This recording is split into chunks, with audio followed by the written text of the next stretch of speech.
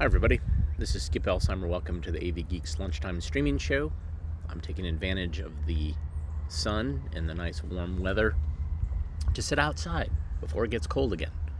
That's the way it is in North Carolina in the winter. It's like, 5 days from now it's probably going to snow. And Hi everybody, it's this going is to be Skip cold Elsheimer. again. Welcome Let to me the AV Geeks Lunchtime Streaming this. Show. I'm taking advantage of the sun and the nice... Alright, anyways.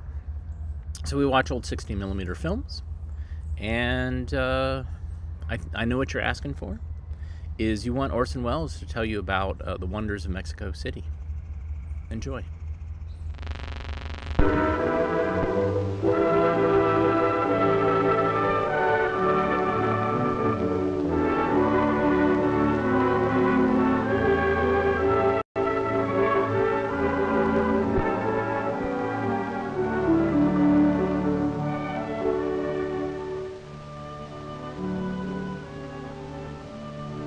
This is the ancient and modern heart of Mexico City. Your guidebook calls it the Plaza Mayor, but you can't fool our Mexican neighbors. They've called it the Zocalo almost since Aztec days. It was the Zocalo even when Hernan Cortez wrecked Moctezuma's palace and began building the Mexican National Palace with the same stones.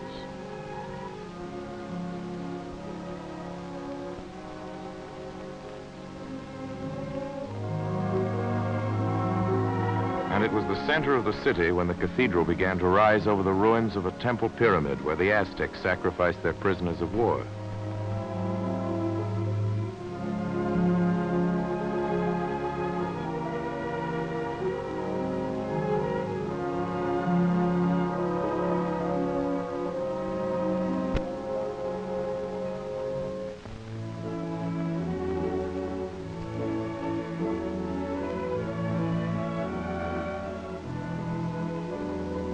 The new and the old is always picturesquely mixed in Mexico.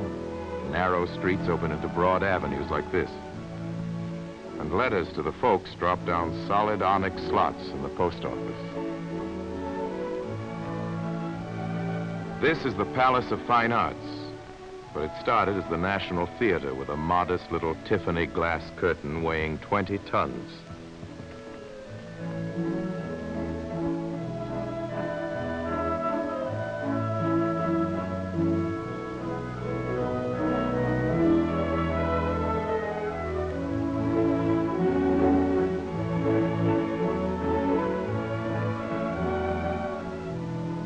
The hotels are modern down to the bellboy's shining buttons, and whether you speak Spanish or not, you can get the best food you ever ate, strange fish and exotic fruit. Then, worn out from trying to see everything at once, you can rest weary bones in rooms like these.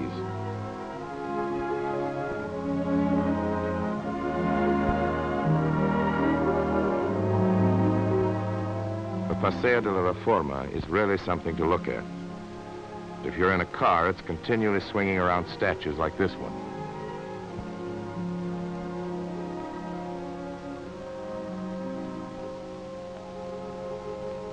The statue to Mexican independence.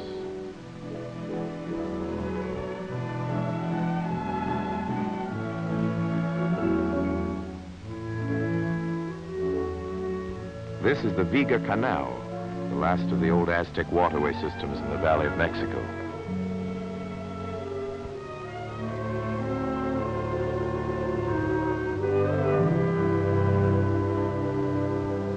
Moctezuma, the Emperor Maximilian, and former presidents of Mexico all used the hill called Chapultepec as a summer home because of this cypress forest and the ideal climate.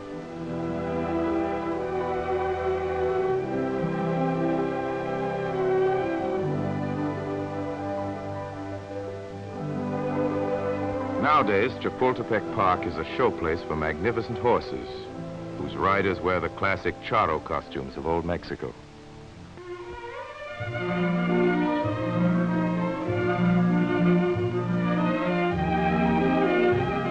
And try this sometime if you think you're a good rider.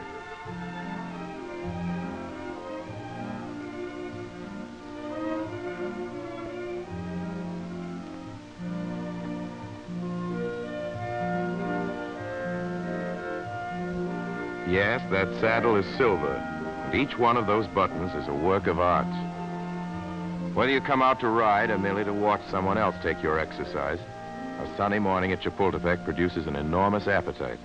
You're almost sure to sleep a good long siesta after lunch.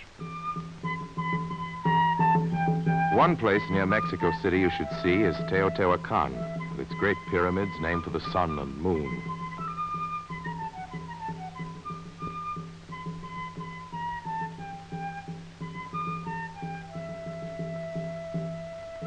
One time, an extensive city of mysterious origins spread away from this pyramid, but Mexican scientists are throwing more and more light on its history, the history of a people who built pyramid temples of this vast size. Whether you like these expressions or not, you must be impressed by the religious zeal behind the making of untold thousands of sculptures such as serpent. Metal was used in ancient Mexico only for ornament, so these heads were laboriously fashioned out of stone with simple tools of stone.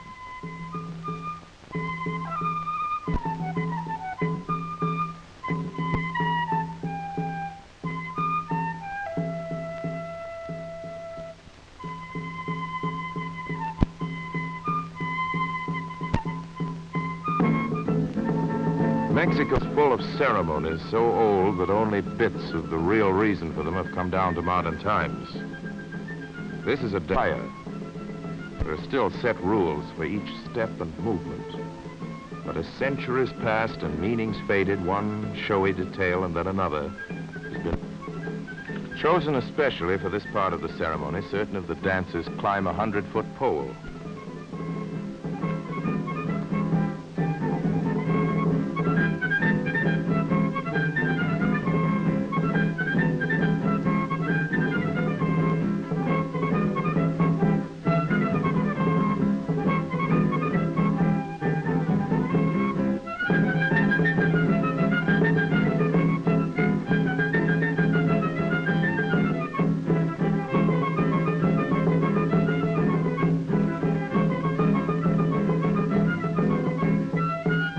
While the dancers prepare for the dangerous climax, the ballet master performs his ritualistic movements on a platform hardly bigger than a dinner plate.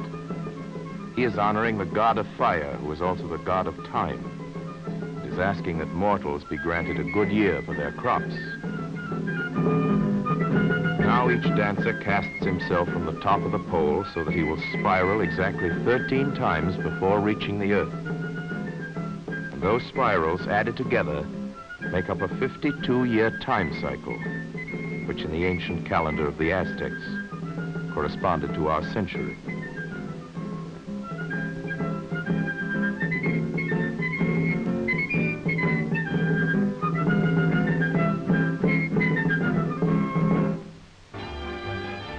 Another thing time has not changed much is Market Day in Toluca. It has always been held on Friday, even before modern calendars called Friday.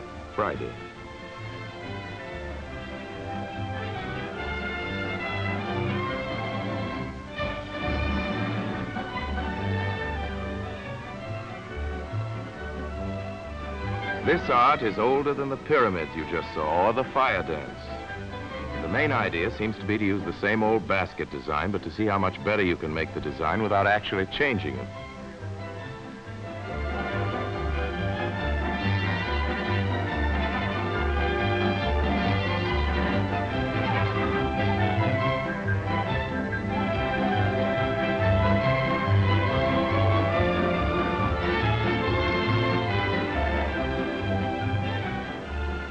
Getting late. We'd better be starting back to Mexico City, but there's still time to stop here near Xochimilco a moment.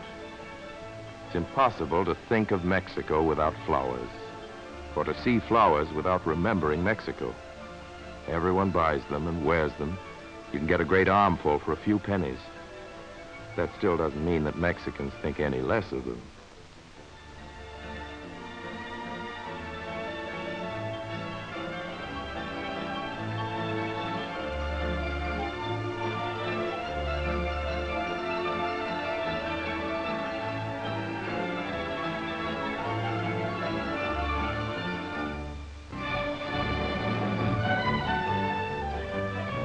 There's really only one course of conduct to follow in Xochimilco. beg, borrow, or steal a picnic lunch, buy a few dozen bunches of flowers, hire a guitarist, and let the rest of the day take care of itself. And with the lovely floating gardens and music and pretty girls instead of ants bothering you, it'd be the best picnic you ever had. Pretty nice place, Xochimilco.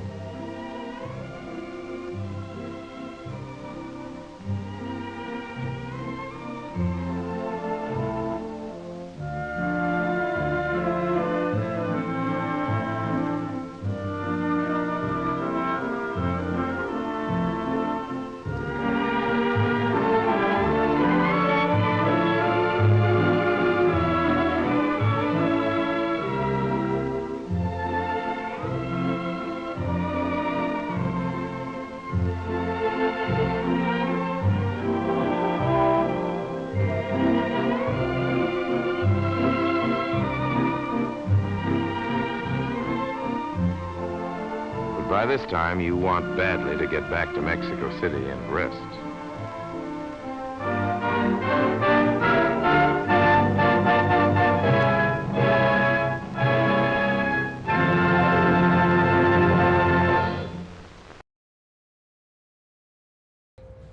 That Orson, man, what a wise ass. He's always got something to say. Yeah, but surprisingly, it was not filled with stereotypes. And it was part of this U.S. organization that was trying to develop Mexico, Central America, South America to be more westernized. And so this was maybe a tourist thing to get Americans to visit Mexico City and to spend their dollars there or to invest there. All right, what do we got? Okay, this one is, so you notice that I often start my show with some sort of silent film projector, kid running a projector thing. This film, oh my God, you're gonna see the intro to this film, and I'm gonna add it to the mix because this is awesome. I don't know what it has to do with the film itself, but this is New Eyes, New Ears. Enjoy.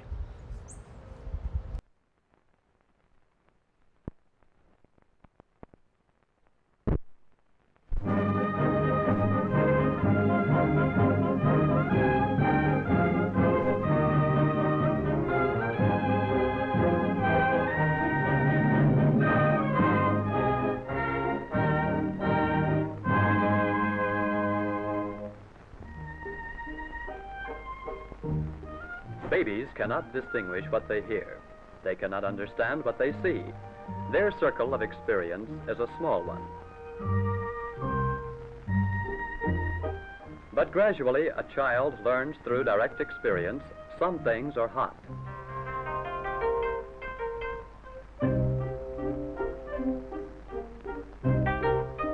And that some are smooth instead of rough.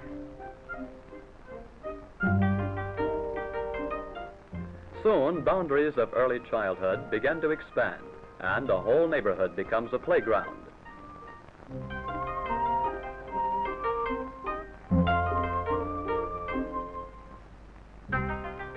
Their circle of experience grows larger as excursions take them out of their own village or town.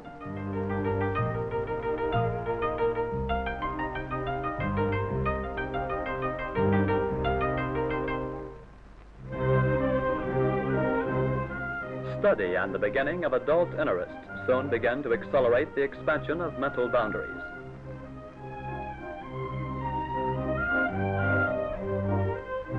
Until the child becomes an adult who has learned to live in harmony with other people in the community.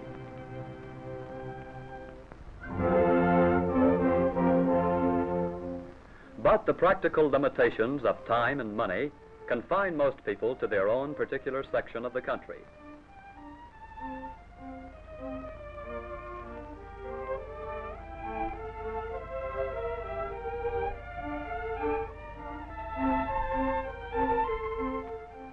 And as world neighbors, we often fail to understand each other because we do not live and work together.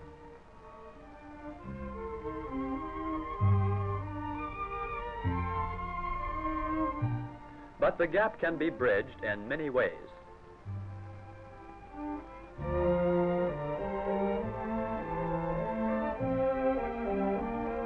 There are information centers in key cities throughout Japan. These centers contain books and records, film strips, magazines of all kinds, art and reference works,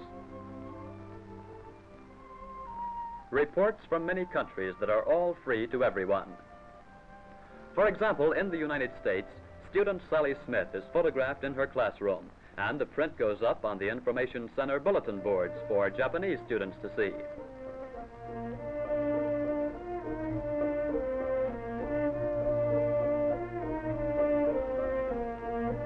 And through films, information and education about industry, medicine,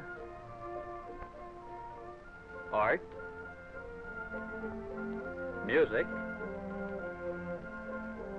housing, and dozens of other subjects are available for the asking. Japanese officials visiting the United States have their trip reported in Japan by motion pictures.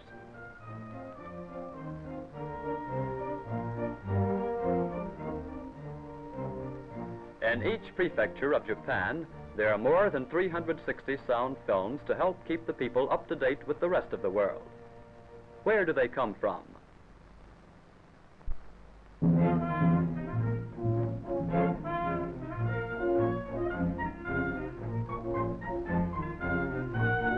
Here's one that's just arrived. The title is Adult Education.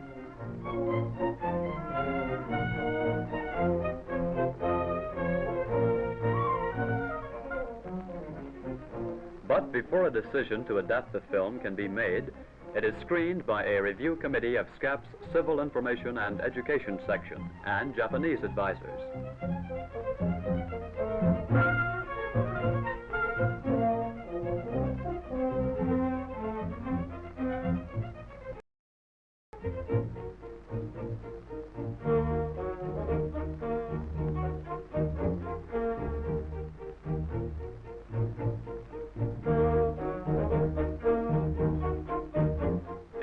Agree, the go-ahead signal is given that starts the many technical steps necessary to bring it to the screen. First, a Japanese writer who understands English well must rewrite the script in Japanese so that it will be understood by everyone. Then it must be checked and double-checked for accuracy and easy understanding until okay.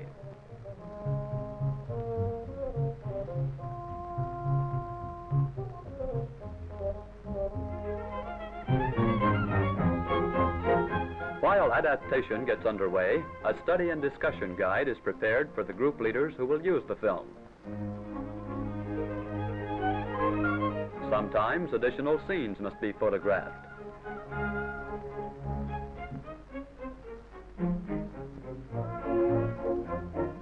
Sometimes pictures are written and produced as CIE originals.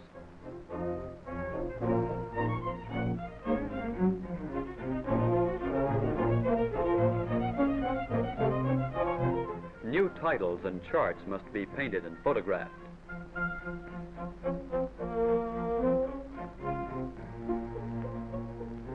In the meantime, actors are tested to choose the best voice for this particular film.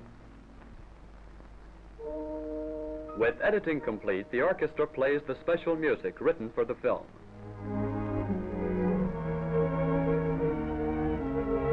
Volume and tone quality is controlled by the sound expert, called the monitor.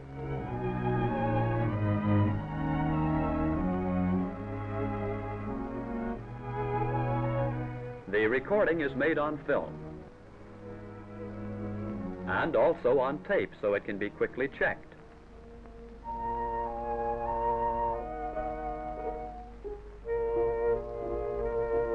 The film is taken from the recorder to the laboratory for developing.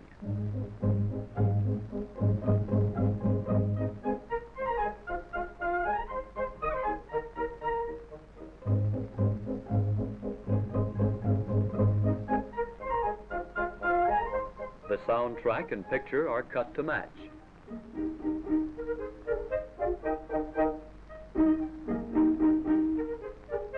And the scenes are trimmed to final length.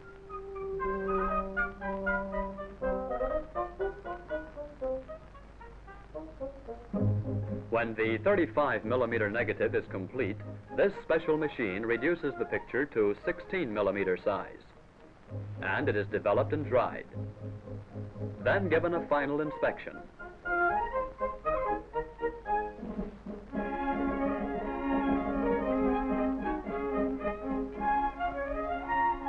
This is a typical weekly shipment of new films. Each bundle contains the prints of a single subject for a region.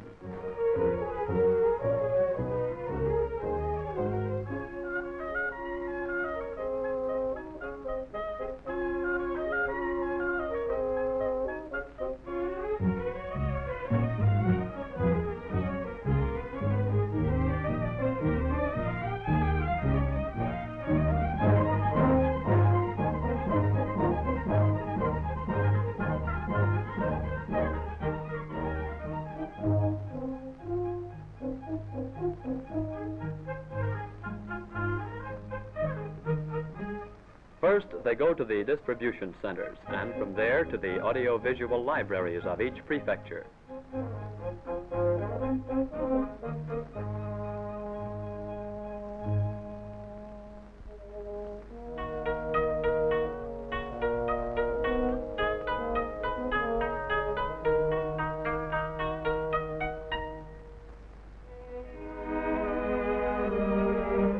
On receipt of any new material, the film librarian catalogs and stores them systematically. Strip films and narrative scripts are filed for ready use in special drawers.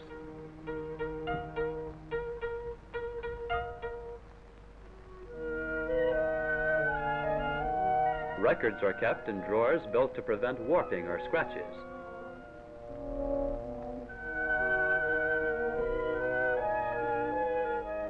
Exhibits are kept in boxes carefully labeled. Publicity posters for meetings are issued for each film showing.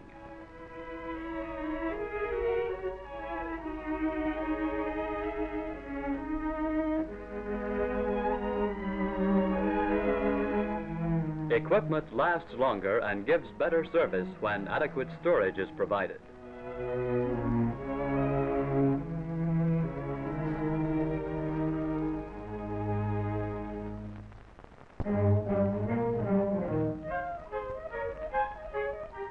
Utilization planning is the responsibility of the audiovisual officer who coordinates all using agencies.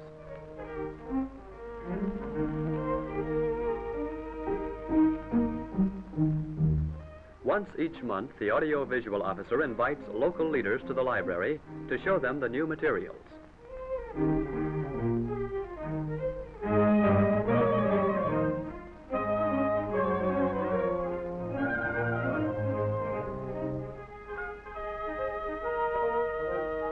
He offers suggestions for their use and solicits the opinion of the group.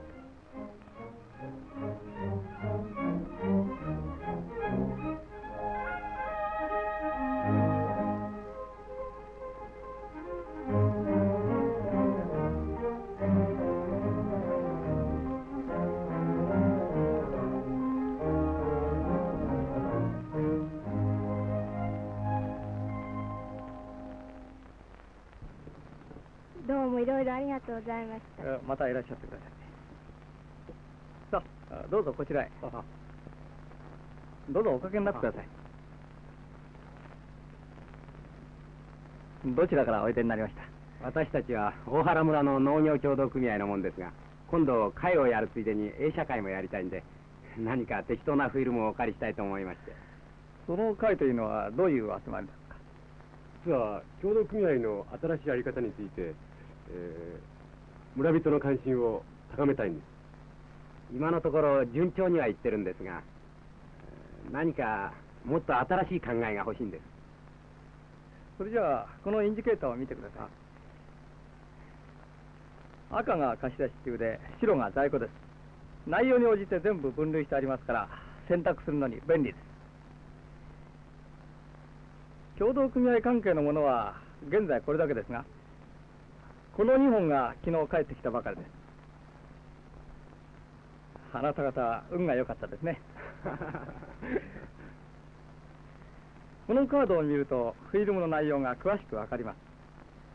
そしてフィルム以外の幻灯や紙芝居などの同じ材料も分かるようにしてあります。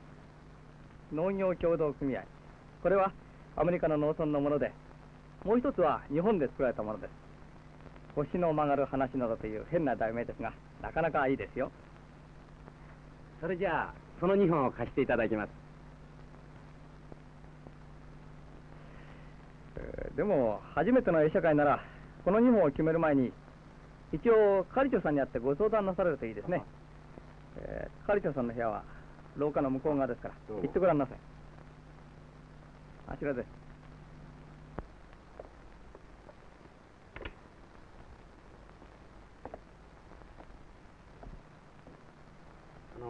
係員の方がこちらへ伺えば私たちの会の計画について相談に乗ってくださるというので。ああ、そうですか。何しろ初めての集まりだもんですから。この他に何か適当なフィルムがありましたら一つ。そうですね。いや、この2つはなかなかいい映画ですよ。もし討論をやるんでしたら映画はこの2つで十分だと思いますね。それにあまりたくさん映画を見せるともうそれだけで疲れてしまって肝心の討論の余裕がなくなったりしますからね。まあ今度はこれぐらいにしておいて、この次に幻灯でもお使いになってみてはいかがでしょう。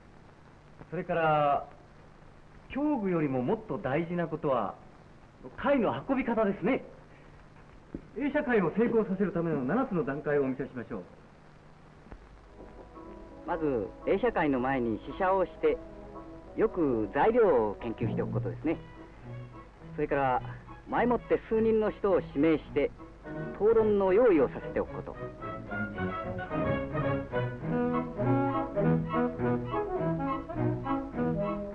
あらかじめ万端の準備を整え時間通りに始めること。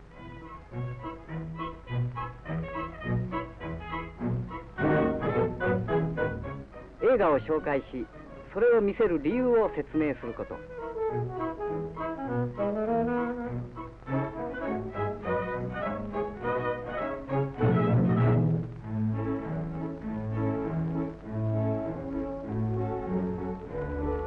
少数の者に会を牛耳られぬよう、また内気な人にも発言させるように仕向けること。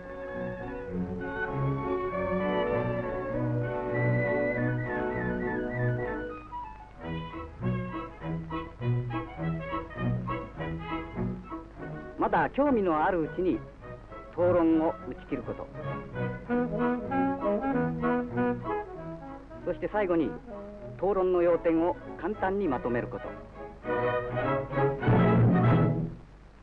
と言ってもあまりこれを気にしないでください。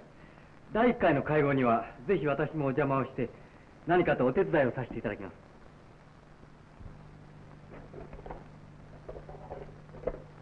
大抵のフィルムにはこのように討論の手引きがついておりますから、その提案の通りにやればきっとうまくいくと思います。そうでないと、ある軍で先日もこんなことがありました。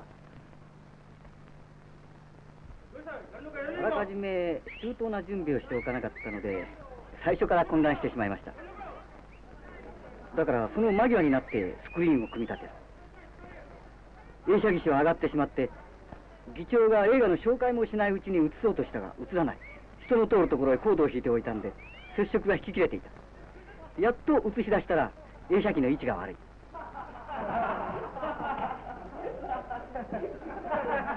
大急ぎで位置を直したが電灯を消すのを忘れていた。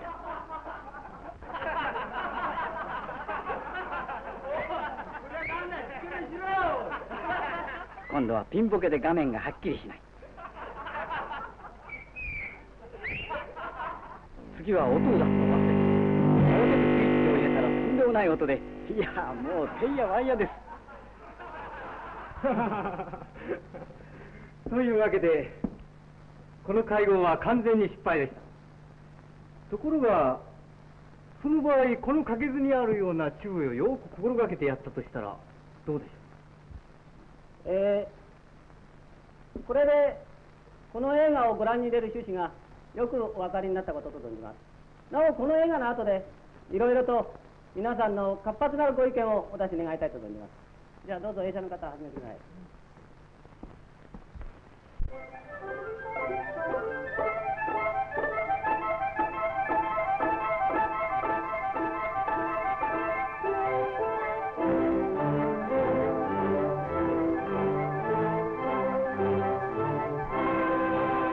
だいぶ長話をしましたがどうですか、お分かりになりましたか。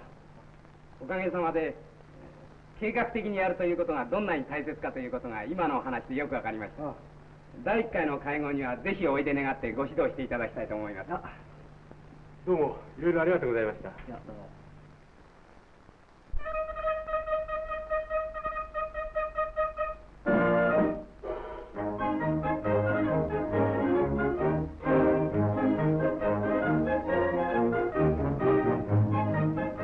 From the biggest city to the most remote village, new audiovisual materials and new ideas are traveling by every known means of transportation.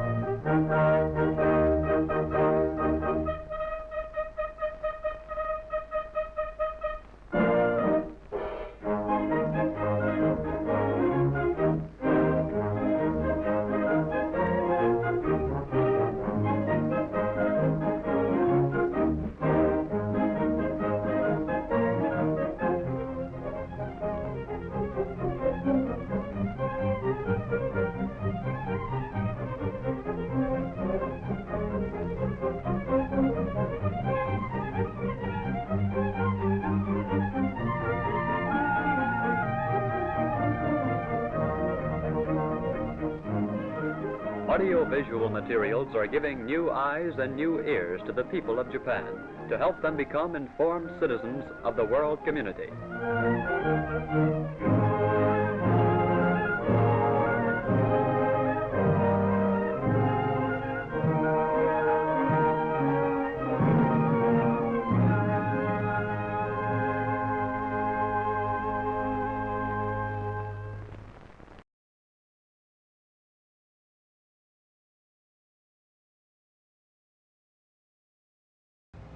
That was like the perfect film. Holy cow!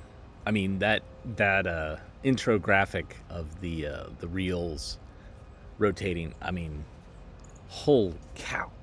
Then the whole thing is great. Makes me very, very happy. So, woo. Okay, now let's get a little weird. This film, I think it's by the USDA, is educating us about imported fire ants. Enjoy.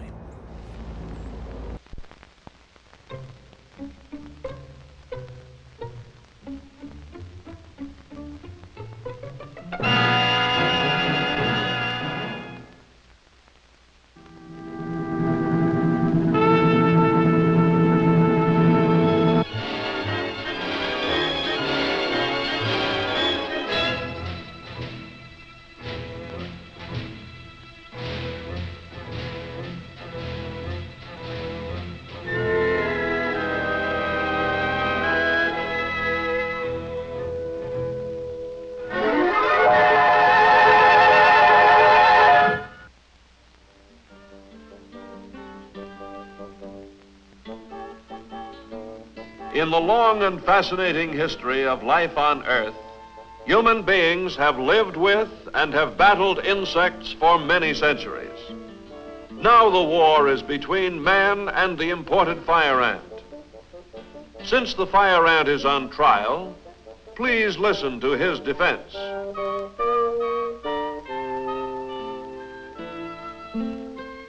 2,000 years ago, the Roman naturalist Pliny the Elder wrote that in India there were giant ants the color of cats and as large as Egyptian wolves that mined gold. As an ant, I can tell you that this is nonsense. We never grew that big. We didn't have to. Instead, we grew to be many. And we've always found man's valuable crops far more appetizing than his gold. But only recently has man bothered with my particular species. We are known as imported fire ants, so called to distinguish us from fire ants native to this country. A few years ago, scientists looked us over, gave us a Latin name I can't even pronounce, and declared that we were a serious pest. In a few laboratories, like this one in Gulfport, Mississippi, my relatives are captured for study. Maybe we are serious pests. I don't know. Being an ant, I'm prejudiced.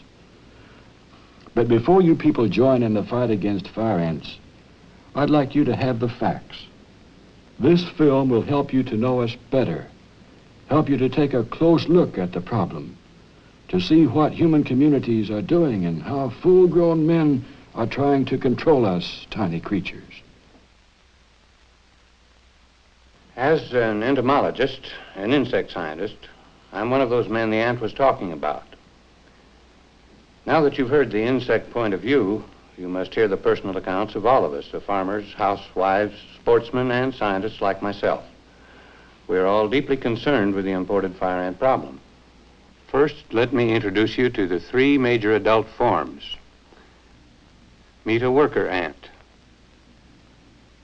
Colored red to blackish red, he's a sporty fellow with an orange band on his abdomen.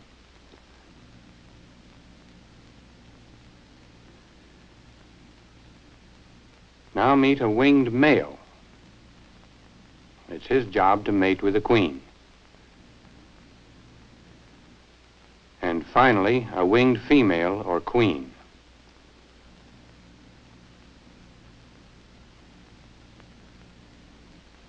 Like all ants, they live in colonies which begin when a queen digs an underground chamber and starts laying her eggs. Smooth, shiny, and white. To human eyes, the egg clusters resemble finely ground meal. Each queen looks after her hundreds of eggs all the time, even carries them in her cell wherever she goes. In less than 2 weeks, the eggs hatch into larvae. As dirty white grubs, they can hardly move. The first brood depends on the queen for food. In 6 to 12 days, the larvae transform to pupae and now resemble adult ants in shape.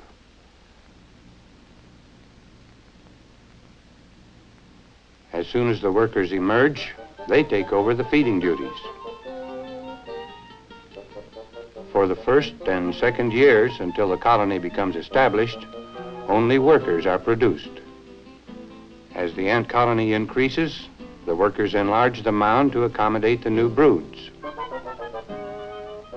In this cross-section of a typical mound, in the honeycombed, sponge-like framework, there may be 25,000 to 100,000 busy ants.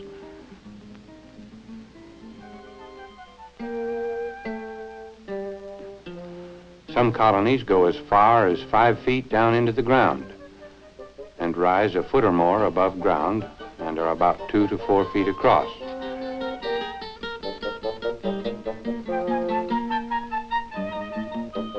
The ever-growing tenement, seething with life, is one of the most complex insect habitations in the world.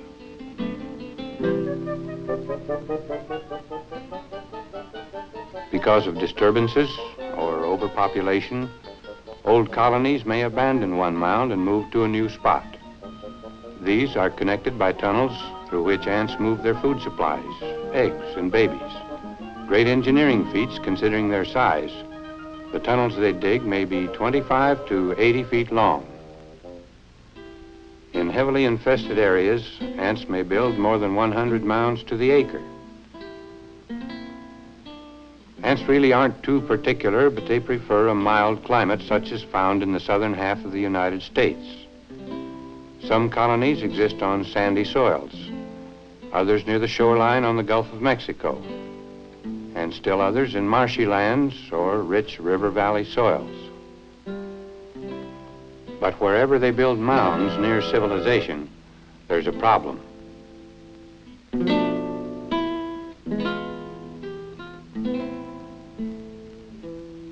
Man bothers the ant, and the ant bothers man. That's right. Sometimes if mounds get in the way of our machine, they can cause a lot of damage and lost time.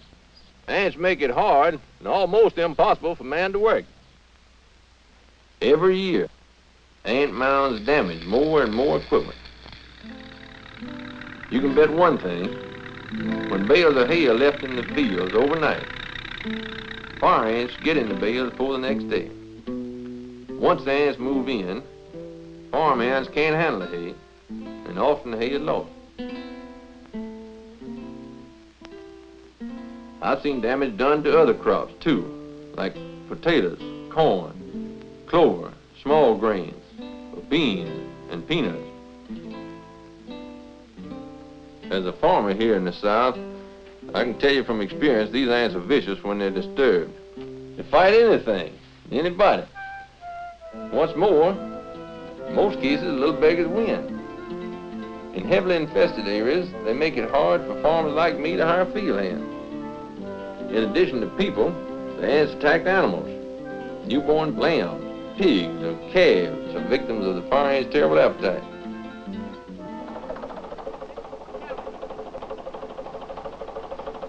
Don't think the pest just limits itself to wildlife and agriculture. Construction gangs and utility crews have tried various ways to avoid them. Trouble is, fire ants can't read.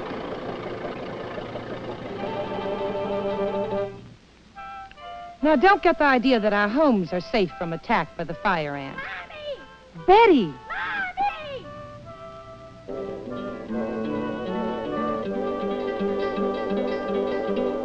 I'll tell you something else. Cemeteries are favorite places for these pesky things. I know people who've suffered painful stings while attending burial services where there were fire ant mounds. My husband is always ranting about how fire ants cause a lot of trouble on the golf course.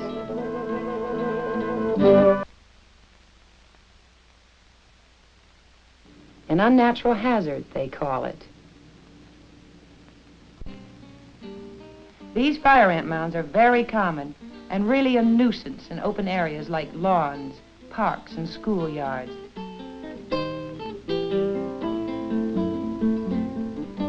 And when their homes are stepped on, of course they fight. If that child were allergic to fire ants, they might kill him. It has happened. Listen to what my doctor told me. Fire ant stings are painful. When humans and pets are stung, they will remember the sting a long time. First, the ant sinks its jaws into the flesh, giving the victim a stabbing pain. Then the insect brings up the stinger and drives it into the skin. As soon as it injects poison, the victim feels a bite that itches and burns. While hanging on with its jaws, the ant may sting a half-dozen times before letting go. Afterwards, there develops a wheal, then a pustule, a pimple-like sore that can leave a scar. Depending on a person's allergic reactions, the effect of the imported fire ant sting is much the same thing as the sting of bees, wasps, and hornets. Those who are unusually sensitive to fire ant venom may suffer nausea, chest pains, and even lapse into coma. A person with a high degree of allergy, subjected to relatively few bites, may die. We have a case record of a boy who died after receiving only 3 fire ant stings. Tulane University scientists report that on an average summer day in a city like New Orleans, 1,000 persons can expect to be stung by fire ants. As an insect scientist, I can tell you that the ant has been a relentless rival of man for a long time. In the insect yearbook, the U.S. Department of Agriculture says, 100 years ago, when Henry W. Bates was collecting in the Amazon basin, he encountered villages that had been deserted because of the invasion of fire ants. Once on the move, they threaten all warm regions. We believe that imported fire ants came into this country by some means from South America about the year 1918. They spread without interference because they resembled the native fire ant. There is a record, though, that several mounds were found in Mobile County, Alabama in the mid-20s. But not until 1929 did we identify imported fire ants as a separate species, by which time they had already spread to neighboring counties. Large-scale control efforts with a gas in 1937 reduced the number of ants for a time. But by 1947, they had spread to many areas in Alabama and Mississippi. The next year, Mississippi initiated a limited control program and obtained good results with an insecticide dust. Even though the infestation seemed to die down again in that area, the threat of this insect spreading beyond the 2 affected states was evident. They were spreading because modern transportation carries imported fire ants as hitchhikers.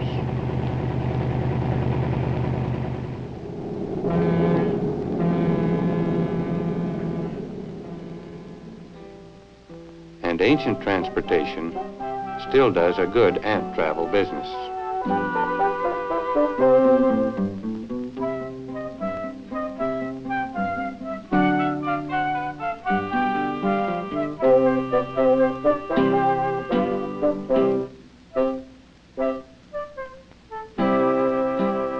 A common means of spread into new areas has been with balled and burlapped nursery stock.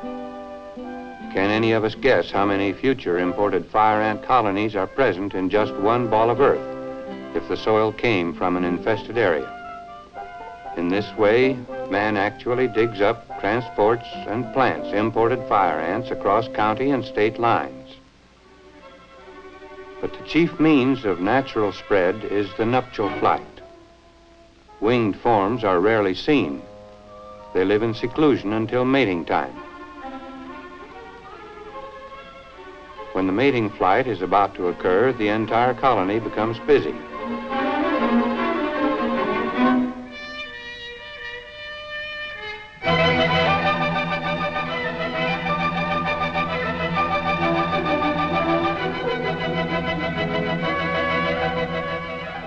The males and females take off for their one and only mating flight.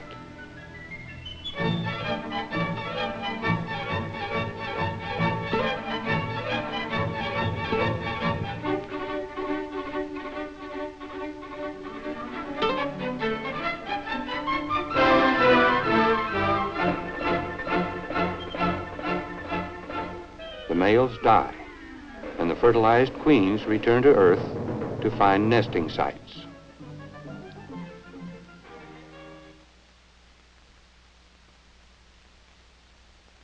The fire ants are definitely on the move. Right now in 1949, your radio listeners may not realize that we in Alabama face such a heavy fire ant infestation. Just look at these fire ant reports. With red-hot needle stings, this imported fire ant is making it mighty uncomfortable for us. We may never accurately figure the full cost of trying to live with this pest. I have a question our listeners would like to have answered. Why doesn't Washington do something about this problem? They are. Alabama, Mississippi, and Florida, with the help of the United States Department of Agriculture, have just started a cooperative project. You can tell your listeners that 1949 is the turning point. At long last, we're going to learn something about the biology, the control, the distribution, and the economic importance of this pest. Now your Alabama Radio Farm Reporter brings you news about the battle against the red-hot needle pest. I mean the imported fire ant. Joint federal state surveys are underway to determine the exact distribution and damage of the pest. The field survey work will start in the main infested area, here in Mobile, Baldwin, and Washington counties. Well, that's how the fire ant survey started back in 1949. Now, in 1957, the governments of these fire ant-infested states and the U.S. Department of Agriculture joined forces to halt and to destroy this insect. Today, as county agent and as chairman of this civic association, I've called this meeting to discuss the fire ant problem and what's to be done about it. Now, first, I'd like to call upon our fire ant survey director, Mr. Jim Lawson. Jim, will you bring us up to date on this fire ant matter? Thanks, Bill. Back in 1949, the imported fire ants holdings were relatively small. Its spectacular spread was just beginning. In that year, our original survey found the imported fire ant over an area approximately 7,000 square miles around Mobile. There were colonies ranging east to Pensacola, Florida, west to Pascagoula, Mississippi, and north to Grove Hill, Alabama. By the end of 1953, the pest was known to infest 102 counties. In the spring of 1958, just after the present eradication program got underway, imported fire ant infestations were reported in 150 counties and parishes in 9 states. Unless checked, the fire ant might even spread to the 40-degree line. This includes Philadelphia, Indianapolis, and Denver. And where conditions are right, the pest could become established north of that line. Under the new cooperative state-local eradication program, large infested areas are broken into smaller units for installment treatment.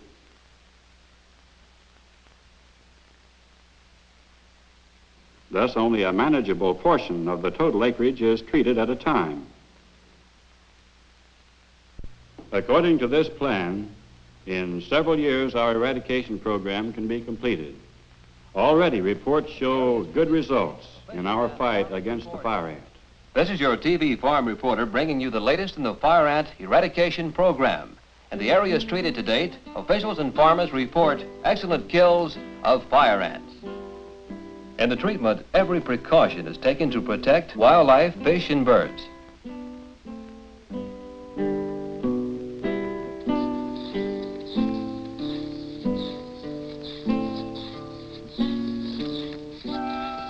Since the dry insecticide pours like sugar, it does not stick to dry vegetation and will not be eaten by animals and birds feeding in foliage, berries, and fruits. Instead, it reaches the ground where it can destroy fire ants. Even though infestations cover lots of acreage, they're usually spotty and are therefore treated only where necessary. Competent and experienced federal and state technicians supervise the work to ensure proper and effective application. Fish and wildlife agencies are working with the program.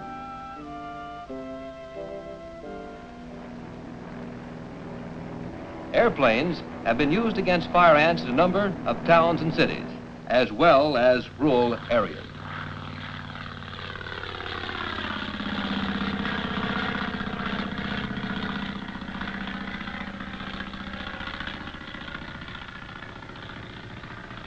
Inspector 1 to station.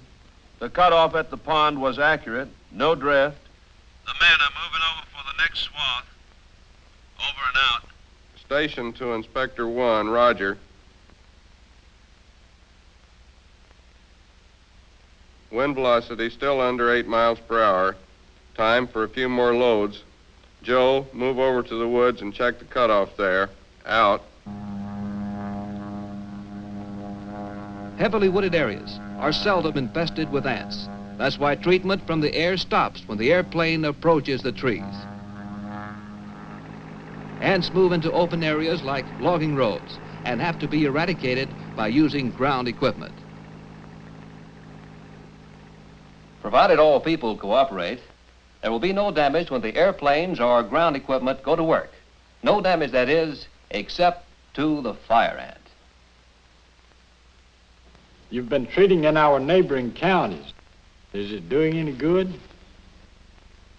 In 1956, we began a program of treating by putting insecticide in the fertilized, and we covered our entire area that was open. And we had lots of fire ants left in the wooded areas, on hedgerows and fence rows. In this last year, we participated with the state and federal government in the overall program treating by airplane, and we have a complete job of eradication on our farm.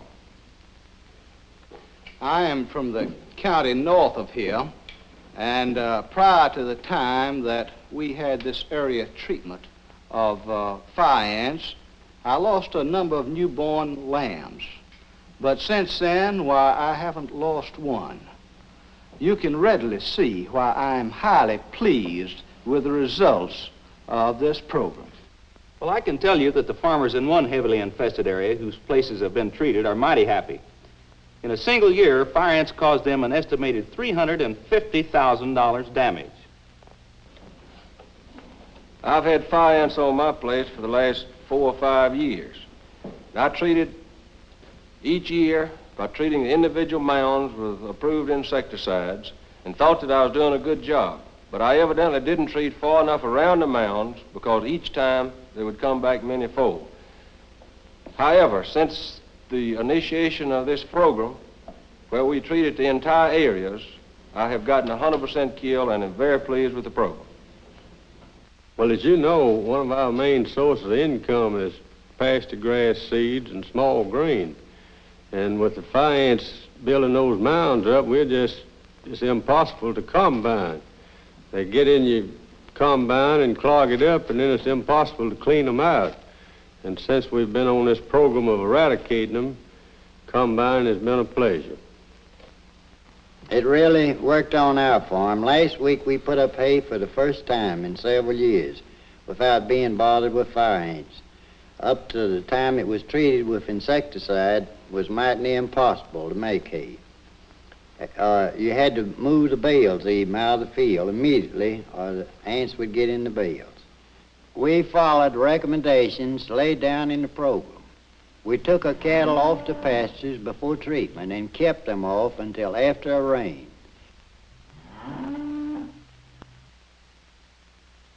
And there were other recommendations like turn over or cover all water and feed containers.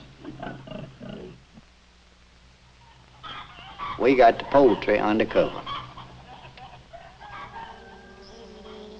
If treatment is to be done when bees are active outside their hives, the beehives should be moved out of the treatment area.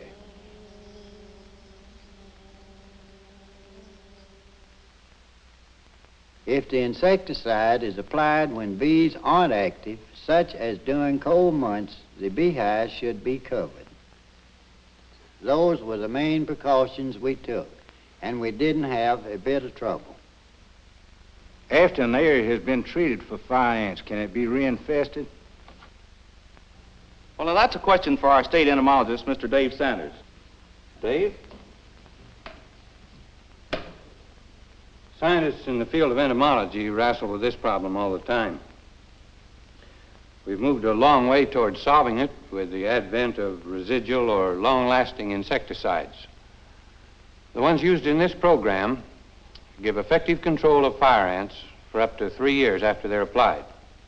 Even with this kind of protection against reinfestation, you can see that any insect suppression program is only temporary unless all the trouble spots are cleaned up. Is there anything being done to keep the fire ants from spreading to the other parts of the country? Yes, indeed. Federal and state quarantines are in effect in fire ant infested areas.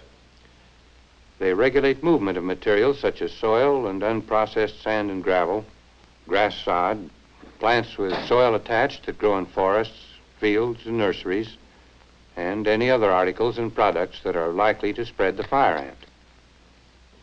Effective treatments are available to destroy ants in these materials. Your state and federal inspectors will be glad to give you advice on moving such products. All right. It's been brought out in this meeting that we have at least 3 primary objectives in our fight against the fire ant. First, we want to prevent further spread of this pest. And secondly, we must locate and eradicate these outlying infestations. And finally, we want to develop county or area-wide eradication programs in these generally infested areas. Well, what can we as individuals do? I'm glad you asked that question, because the help of both rural and urban people is needed if we really want to get rid of this pest. Now, here are some of the things that all of you can do. First, participate in community action, such as you have in attending meetings like this, and you will help wipe out this pest. Secondly, give survey and eradication workers free access to your property. Follow all the recommended precautions when insecticides are applied. Report infestations which you suspect are fire ants to your county agent or state entomologist. It will take a long, hard fight to rout this costly and troublesome pest from all its holdings in the South. Just as we have cleansed the nation of other insects, the imported fire ant can be eliminated. Such a campaign is much more effective and far cheaper than living with the pest. Well, what is your verdict? Can man win the battle with this pest? Everyone thinks man has inherited the earth, but for how long?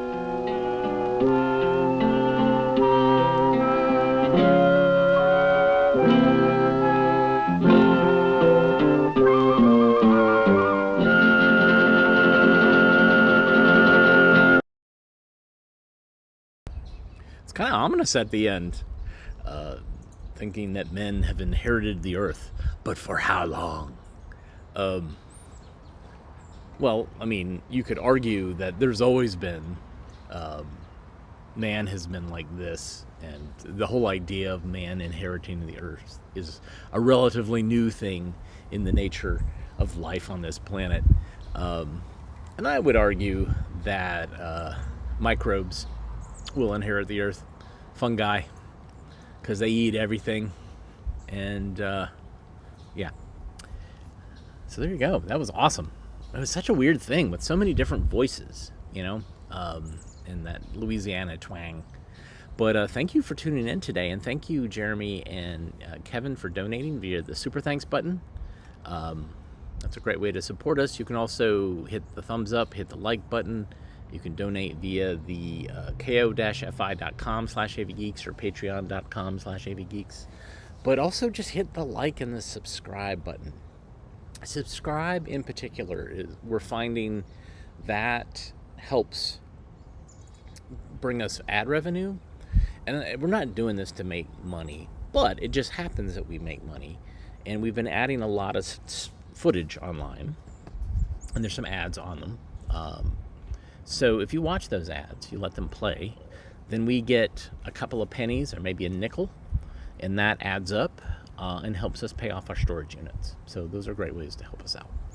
But thanks so much. So tomorrow and Friday, I'm going to be traveling, and so I won't see you until Monday. We'll be back live, and then I think we're going to do live stuff until Christmas? I don't know. I haven't figured out what next week is going to look like. Next week is weird. Christmas on a Wednesday is kind of strange. But thanks so much, as always. Hopefully you got to see something you've never seen before. And that new eyes and new ears, man, that is... love it. Anyways, talk to you guys soon. Take care. Bye-bye.